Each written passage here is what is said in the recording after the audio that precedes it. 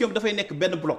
doo gis PDS doo gis Khalifa Sall doo gis Sonko doo gis Barthélémy Dias. donc moo tax man la contexte yi yamuñu parce que contexte bii nii dafa nekk contexte bu peu favorable pour Macky Sall. ba muy naan dafay jéem a def yenn mbir yoo xamante ne bu ko defee dafay déclencher ay mbir yoo xamante ne boo ma si kawam lay ko. alors ñu jàll ci beneen point mu jëm ci nag ni ma ko waxee sànq législative yi fi mu nekk nii moom coow li foo ko takk rek weesu na ko hier on a vu que waa Yewwi Askan Wi Déthié demoon na di def li nga xamante ni moo di changement yi ñu bëggoon ginnaaw désistement bu mu amee ci seen liste bi lankal nañ leen ko ci ngoon gi officiellement ñu ne rejeté nañu kon liste bi ba Yewwi kon mënu suñu xaar jamono ji Dakar mu bokkaat ci élection à moins que recours bi ñu déposé tey ji ñu wuyu si leen ci entre temps on a vu tey li nga xamante ni moo ko jiitu mu di benn acte boo xamante ni jotoon na faa am xëccoo bu ndaw ba Déthié ba mu génnee mi ngi wax ni même seen huissier bi bëggoon dugg sax dañ ko rek daal di bañal déjà premièrement loolu fa jot a xew ak mbir yi nu mu jot a demee nan lañ koy jàngatee diggante direction générale des élections ak waa Yewwi Askan Wi. waaw déjà xam nga dafa am loo xamante ni dañ koy ñaawlu bu baax a baax. parce que tey administration dafa am rôle boo xamante ne waru ko wàcc. tey jii administration amul sañ-sañ nga ñëw tey jii di indi sa correspondance ñu la koy bañal. loolu amul benn administration bu ko nangu. parce que administration service public la. maanaam tey jii ñun dañ fa nekkal bu ñuy jël na suñuy alal di leen ko fay. pour ñoom ñu liggéey pour ñun la. tey jii même bu nekkee bu mu la joxee correspondance doo si jox suite mais au moins am nga obligation. nga décharger ko ni jot nga li nga xamante ni mooy courrier bi. bu nekkee ay saaga la nga poursuivre leen bu nekkee ay diffamation la nga poursuivre leen parce que aussi mën nga jox sa bopp droit yi nga xamante ni yoon da la koo may. maintenant mënuñu dañuy dem ci administration. ci direction bu mel des élections indi correspondance ñu ni duñ leen ko accepter beneen mbir bi mooy huissier de justice. huissier de justice amul fenn fu mu war a mën a dugg. ñu koy tere. pour def constat. waaw parce que déjà quelqu'un koo xamante ni ko assermenté la te yoonam newu ci politique. moom lu ko intéressé mooy problème am na. mu ñëw constater def PV de constat. kooku loolu kese lay def bu jëlee na léegi yow yaay jël PV boobu. peut-être bu nekkee da ngay dem si yoon nga yóbbu ko si yoon. mais est-ce que tey bu nekkee ci réewu droit nañu nekk. war nañu mën a tere huissier bi miy def constaté benn mbir boo xamante ni jàpp nañu jaarul ci yoon. est-ce que tey jii ci réewu droit war nañu mën a accepter. benn direction di bañal ku jëgi benn correspondance boo xamante ni peut-être pour dénoncer ay mbir la. fond bi mën nañ ko bañ a accepter mais forme bi. quand même waroon nañu mën a accepter li nga xamante ne mooy correspondance. loolu bu weesoo. ñi ngi waxu rejeter liste de Dakar parce que nee nañu respecté wul parité. la loi xaw ma lan ak lan. donc voilà 149 bi buñ ci tënkoo 179 également. waaw d'accord léegi bu ñu ñëwee par exemple que. dañuy respecter loi bi rek mais du liste Dakar bi kese moom mooy doon problème. parce que bu nekkee dañuy respecter loi rek respecter loi pour loi. Benno Bokk Yaakaar du bokk ci élection yi. parce que loolu aussi il faut que ñu xamal ko Sénégalais yi. ñi ngi ñuy jéem a imposer wala di ñuy envoyer ay vidéos yoo xamante ni Malick Gakou da ko def pour jéem a créer ay confusion. dafa am solo ñu leeral que ne Malick Gakou. ñaari décision la jëlee fële ñuy tuddee conseil constitutionnel parce que première fois dafa ñëw ñu rejeter li nga xamante ni moom mooy parrainage am moom mu bañ yóbbul leen li nga xamante ni moom mooy lu mu tudd mu def appel yóbbul leen ko ñoom ñu defaat benn décision de justice léegi première vidéo bi mi ngi doon wax ci première bi nga xamante ni mooy dañ ko bañal premier rejet bi la doon wax mooy parrainage bi voilà ñu ngi koy naan parrainage bi nekkul parrainage boo xamante ni dafa nekk ci ay gox yu bëri mais ci benn gox la yam moom mu bañ def appel yóbbu ko ci li nga xamante ni moom mooy conseil constitutionnel alors ñooñu aussi génn waat beneen décision de justice même sax bu nekkoon vidéo boobu Malick Gakou li mu wax noonu yëpp mën nañ ko accepter mais bu ñu fàtte ni gis nga conseil constitutionnel bii génne benn décision da koy motiver si lay naan considérant 1 considérant 2 considérant 3 ci considérant bu ne mën na ci sukkandiku pour invalider benn mbir ci li nga ko mënte laaj na tey jii ci considérant yooyu dafa ni am na benn considérant bu mu ci ni bu ma jumul 15 bi la bu mu ci ni Malick Gakou lu ñu la laajoon ci ay parrain par exemple 50 la yow nga indi 60 donc déjà surplus de parrain bi rek doyoon na pour ñu invalider sa liste loolu kay xanaa na wax ji jeex na Benno Bokk Yaakaar dañ ko laaj 150 mu indi 150 wala mu indi 150,5 mais tey jii moom mënutul bokk ci élection yi parce que surplus bi am na conseil constitutionnel moo rendre décision de justice. mais tey bu ñu xoolee tam dégg leen ñoom ci seeni wax Benoît Sambou en tant que mandataire génn na édifier un peu la lanterne des Sénégalais là-dessus que ñoom jot nañu bataaxal bu jógee ci direction des élections mu ne leen même bu ngeen indi woon lu ëpp 55 328 yooyu noonu la ca topp lépp considéré wuñ ko 55 327 yi la ñuy considéré loolu lañ leen wàññil ba amul dara loo xamante ni mën na leen koo gàllankoor là-dessus donc loolu ana lañ ci mën a def tam jàngat. non loolu du éclairer ñu ay lanterne dañ ñëw di indi ay confusion ak di jaxase man tey jii buñ may wax dañ may wax parce que déjà problème bi rek mooy le fait que direction des élections di organiser élections yi nga xamante ni législative la parce que maa ngi koy rappeler léegi direction des élections dafa bokk wala en tout cas dafa féete suuf ministère de l'intérieur ministère de l'intérieur kan moo ko jiite ministre boo xamante ni président Macky Sall moom mooy responsable moom moo ko fa teg alors bu nekkee encore une fois dafa am benn relation de subordination président bi moom moo jiite ministre bi jiite DG bi donc mën nañuy jàpp quand même que ni DG bi sañul def loo xamante ni dafay waroo ak directive yi nga xamante ni da koy jot ci ministère. da ngay soutenir waxi Ousmane Sonko yi mu wax. non soutenir ñu waxu Ousmane Sonko avant mu koy wax sax wax nañ ko te keneen aussi da koy wax parce que loolu mooy. relation de subordination. tey jii kii moom mooy ministre bi kii mooy DG bi ñëpp xam nañu ni moom moo féete suuf ci suufu ministre bi. mais mën nañu jàpp tam ne ils sont indépendants. ci mënul nekk parce que dafa de subordination c'est-à-dire bu demee ba jox la directive. nga bañ ko def dañ lay jële foofu parce que pour insubordination. donc ñoom waxuñu la nga def li nga xalaat dañ lay sant. jox la ay directives te dégg nañ ko fi ñaata ministère ngay dégg ñu ni. DG bi jógee na fa parce que dafa doon bañ a suivre directives yi nga xamante ministre jox na ko. c'est la même chose tey jii est-ce que tey yaa ngi xalaat. président de la République jox directive ministre du ko def. du mënul ne. donc tey ñoom seen logique mooy fexe ba. élection locale yi ñu fi jóge ñoom dañu perdre woon lu bëri. Dakar ñu perdre woon ak plus de 100 000 voix. te tey Dakar boobu bu ñu ko perdre ak plus de 100 000 voix te rappelez que ni ba ñuy perdre plus de 100 000 voix wala près de 100 000 voix. boobu wàllu Sénégal nekkul ak ñoom. tey jii wàllu Sénégal bu ñëwee additionné ak ñoom mën nañ jàpp kon mën nañu am Dakar ak plus de 200 000 voix 300 000 voix. léegi loolu bu demee sur le plan national déjà am nga 7 députés bu demee sur le plan national. dafay am ay répercussions. léegi ñoom lenn nañu bëggoon mooy fexe ba Dakar boobu parce que Dakar da leen poser problème Dakar boobu tey ñu jéem a fexe ba invalider liste bi parce que pourquoi ma ni am na loo xamante ni il faut que ñu bàyyi si xel. tur bu ñuy njëkk génne mi Saliou Sarr. maa ngi dégg sax Ousmane Sonko nga koy dédouané ak yooyu mais man gëmuma ni mbir yooyu ay mbir yoo xamante ni la. ay juumte kese la parce que turu Saliou Sarr wala donc waa direction des élections defuñu seen liggéey. turu Saliou Sarr ñu ngi koy njëkk dégg ci Farba Ngom. effectivement te Farba Ngom liggéeyul direction des élections. effectivement nekku fa te bis boobu toogu fa woon. comment se fait-il moom mu xam li xew ci biir direction des élections kon mën nañ jàpp que ni li nga xamante ni mooy partialité bi ñuy njort ci direction des élections am na.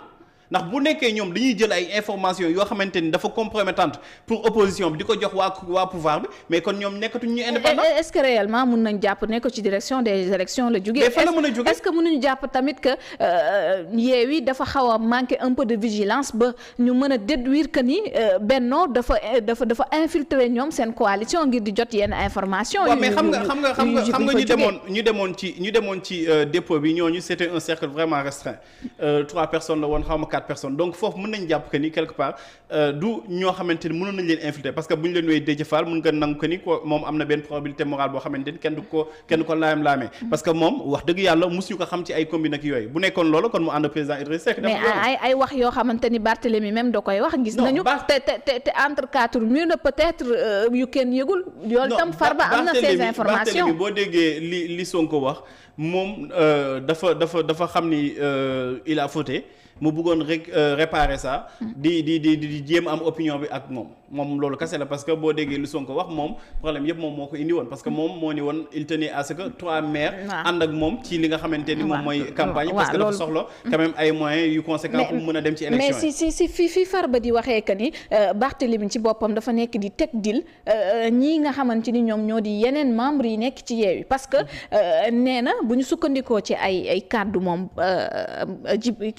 Farba dani Barthélémy nee na li may pare moom moo di fexe ba nu ma tegee boor Sonko tegee boor ki nga xamante ne moom moo di Khalifa ngir doxal jëm ci présidentielle yi ñu weesu donc loolu du yow du man du keneen moom moo ko yëg mu wax ko ba wax ni am na ay preuve ngir leeral ko mu fekk si yi tam ci ay information mu tudd ko ci Saliou Sarr foofu laay waxee est-ce que du ñoom manque de vigilance ba ñu dañ leen infiltrer di jël des informations yoo xam te ñu ngi koy jox beneen partie adverse bi. non loolu moom mënut a ñàkk parce que tey jii li ngay am mooy confiance ak li nga xamante mooy présomption de bonne foi. yaakaar que ni ki ngay waxal nit ku fiable la mais li muy def ci suuf mënoo ko xam. maintenant man li ma posé problème mooy li xew ci direction des élections. parce que li xew ci direction des élections à part ñi nga xamante ni ñoom ñoo fa nekkoon di ay mandataires ak ñi nga xamante ni ñoo accompagné woon Déthié Fall yaakaar naa Diomaye Faye si tudd ak responsable pur bi. bu dul ñooñu ak Saliou Sarr bu dul ñooñu amul keneen ku fa nekkoon. donc li fuité foofu. te aussi comment se fait-il que liste Yewwi Askan bi. fuité nekk ci réseaux sociaux yi. voilà te ça aussi. fu ñu ko njëkk a gisee si ñoo xamante ni mën nañ jàpp que ni ànduñu ak Yewwi Askan bi wala ànduñu ak opposition bi. fu ñu ko njëkk gisee ci réseaux sociaux yi. ci yenn page yu ñu ko njëkk gisee ci genre personne yooyu la wala personnalité yooyu. alors léegi tey jii loolu bu amee. mais xëy dina tey. parce que dañ la ni. ñaari mbir moo mën a am. liste bi mu fuité. ci waa Yewwi Askan bi wala mu fuité ci waa direction des élections waa Yewwi Askan bi amuñu tey jii di fuité liste ba parce que bu génnee dañuy naan ñii ay cuune nañ. bu ñu leen infiltré kay war nañoo mën a fuiteel seen liste. waaw non mais xam nga ñu demoon parce que dañ lay wax ba tey 4 personnes yu demoon foofu noonu. ñu doon waxtaan bon c'est des hauts responsables parce que bu ñu leen wee dernier mot bi dañ ko joxoon ki nga xamante ni mooy Khalifa Sall. Khalifa Sall ñu musuloon concerté wul jàpp naa ni du n'importe quel leader. donc am na ñoo xamante ni leader nañu ba ñu gisee liste bi ci réseaux sociaux si nañ doogay xam la moo ne ci biir liste bi. donc jàppoon naa ni que ni quelque part liste bi dencoon nañ ko bu baax a baax ba mënu woon fuité foofu. fu mu mën a fuité nag mooy ci direction des élections. te bu nekkee foofu la fuité mais y a problème. donc partialité bi nga xamante ne nit ñi ngi koy jël di ko teg nekkul ay accusations gratuites. donc tey nekkul que dañuy jël di manquer respect administration. am na ñoo xamante ne ñi ngi administration di liggéey def seen liggéey bu baax a baax. mais aussi il faut reconnaître que ni administration dafa am une forte politisation. alors kon bu ma la déggee ak jàngat bi nga jot a def da nga jàpp ni tey fi ñu teg ba Yewwi ne mënul bokk ci élection yi kon Benno Bokk Yaakaar bu ci bokkee dañu jalgati li nekk ci code électoral bi ñu réformé ci 2021 bi ñu weesu. non gis nga wax ma la sax code électoral mais li féete kaw code électoral mooy constitution parce que gis nga. bu ñu leen nuyee constitution ni la loi dañu lay tegal jurisprudence parce que jurisprudence mooy lii ba mu xewee. lan nañ ko réglé woon. lii xew mooy Benno Bokk Yaakaar dañoo am surplus de parrain. te ba ñu tollee ci même situation boobu conseil constitutionnel dafa rendre woon benn décision de justice. mu ni ku am surplus de parrainage rek. loolu war na mën a doy pour ñu neenal sa candidature. que doo bokk ci benn élection. maintenant bu bokkee ci élection nag ñu xam ni comme ni ñuy def la def nañ ko ci parrainage bi cour CEDEAO bi nga xamante ni moom moo su jamono ji suñu ay cours parce que cours communautaire la. ñun ñëw ni ñu non CEDEAO boobu li muy wax. xalaatam la duñ ko appliquer. te pourtant CEDEAO boobu si nañ sukkandiku. ba jël ay sanctions teg ko ci kaw Mali. sukkandiku si ba mun a dugg fële ca Gambie. ñu woon da ngay déloger Yaya Jammeh. donc bu leen neexee ñu ne CEDEAO cours bu baax la. bu légitime la bu leen neexee. ñu ñëw ni ñu woy Sénégal réew boo xamante ne bu souverain la kenn du leen jàngal li nga xamante ne moom mooy. ni ñuy doxalee Sénégal donc responsabilité bi mooy opposition bi. tey jii man dama jàpp que ni ñoom seen premier combat bi nga xamante ni waroon nañ ko def te ñu échoué que. mooy doon fexe ba. élection yi am te parrainage bañ ci am. parce que parrainage bi Macky Sall moo ko def parce que xam ne moom kese la arrangé. moom moo mën a xool kan mooy bokk ci élection mu boole la ci élection ku mu bëggul ko bokk ci élection doo bokk ci élection. mais filtre bi ñu doon njort. moom kese moom mooy xool tey jii amul benn. mais nag ñoo ci d'accord ñoom ñoo ci d'accordoon bu ñu xoolee en 2019 même su fekkee ni sax présidentielle mais ñoo àndoon que ni pluralité bi amoon ci liste yi dafay sonal nit ñi dépense bi ciy nekk day bëri ba ci d'accordante ni ngir ñu def ko waaye nag anam bañ koy defee Pape Makhtar foofu noonu nag moom bémol bi nekkoon. non xam nga ñu si d'accordoon sax gëw ma ni waa ku jégi la parce que boo xoolee ba ñuy voté li nga xamante ni mooy parrainage dañ ko voté sans débat. dañuy imposer mbir bi ay côté 23h minuit ñu def vote sans débat. ku jégi amul woon sax kaddu ci vote boobu donc li nga xamante ne dañ koy teg pour askan bi mais nga teg ko sans débat ça veut tout dire beneen mbir bi dañuy dégg seen wax jooju di ñu naan way candidat yi dañuy bëri woon ak yu kenn xamul. mais tey jii boo génnee parrainage bi. ñi bokkoon wala ñu demoon déposer ci seen parrainage 15 nañ.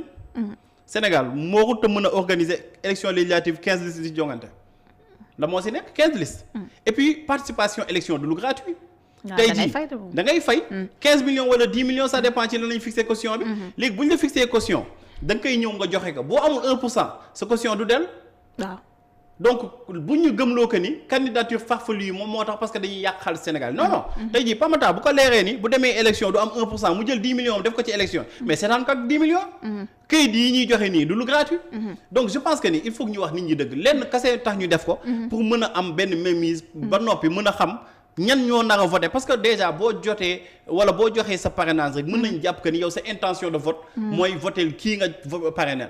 parce que aussi il est inconcevable tey jii. ñu ni la parrainage bi mën nañ si xañ sa leader yow nga bàyyi sa leader naan da ngay voté ji keneen parce que da nga sopp doo ko def. ah bien sûr doo ko def donc je pense que ni vraiment secret de vote sax existé tul. waroon nañu mën a fexe. ba wut filtre bu normal. bu ñu ñëwoon par exemple balaa nga am na ay possibilités yu bëri yoo xamante ne bu ñu waxtaanu askan bi. dinañ ko gis yoo xamante ne dinañ mën a tere candidature yu farfelu te encore que sax démocratie. amul loolu démocratie ak rançon démocratie mooy accepter képp ki nga xamante ne am na ay prétentions. mais mu ñëw sur la place publique. exprimer ko leneen la sénégalais ñoo décider. concernant ñoom ba tey seen liste boobu bu ñu sukkandikoo ni ci ñoom nee nañu contexte yi bokkul woon comme jurisprudence bu Malick Gakou bi nga évoqué ni ki sànq que ni loolu présidentiel la woon te bu ñu sukkandikoo ci loi yi tax ñu dàqoon ay parrainage am entre autres points moom moo di ci constitution bi la tukkee fii on nous parle de code électoral te organisation yi ñu ngi ko dénk direction générale des élections mu tënku ci ministère de l'intérieur est-ce que foofu noonu ñoom buñ fa appesantir wee du tax que ni ñu maintenir seen liste yooyu foofu. non ñoom kay lenn kese nañu mën a def ba maintenir benn bokk yaakaar ci élection yi mooy jaay doole ak def lu leen neex. mais bu ñu toppee yoon rek wax dëgg yàlla mënuñu bokk ci élection yii mënuñu bokk. impossible.